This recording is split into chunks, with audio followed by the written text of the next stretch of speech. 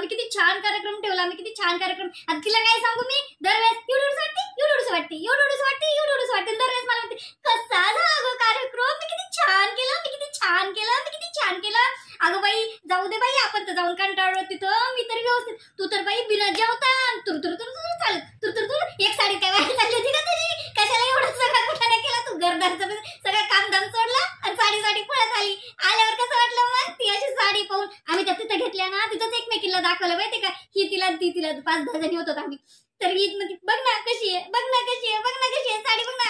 एकाला पण साडी नाही आवडली. कशाला द्यायच्या बाई, किती दगदग करून जा आणि तसल्या साड्या घेऊन या बाई. मी तर एवढं आहे म्हणलं ना, बापरे गेलो तर कशाला आपण, किती लांब आहे ते अक्षरशः. तिच्या साडीपेक्षा माझं पेट्रोल गाडीचं जास्त गेलं ना.